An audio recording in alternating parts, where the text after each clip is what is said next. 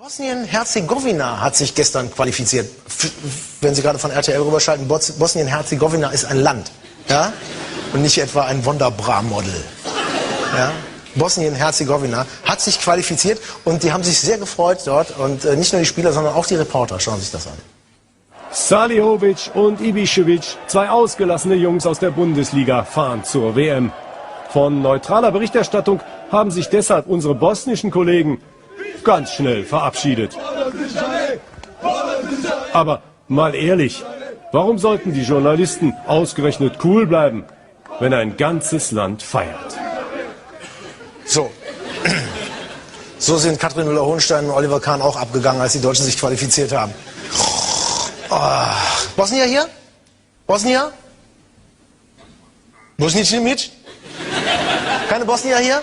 Schade. Wir haben uns nämlich extra die Mühe gemacht, zu Ehren der Bosnier, weil sie sich qualifiziert haben für die Weltmeisterschaft, haben wir mal an Tagen wie diesen ins Bosnische übersetzt. Mit der Übersetzungsmaschine im Internet. Ich hoffe, seien Sie mir nicht böse, wenn es nicht klappt. Ich lese mal gerade vor. Na dan ovako jedan želi bis konačnost.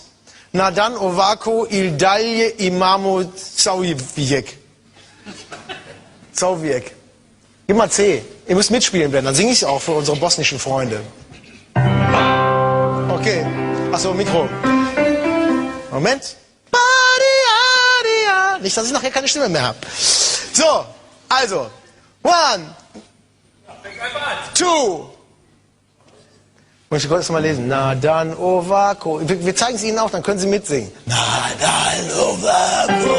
Ja? Okay, das ist schön. 1, 2, 3, 4. Na dan ovako. Jeder želi bis konačnost. Na dan ovako.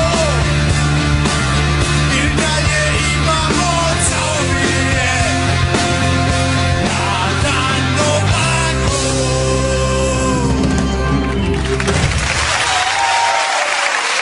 Liebe Bosnier, das für euch.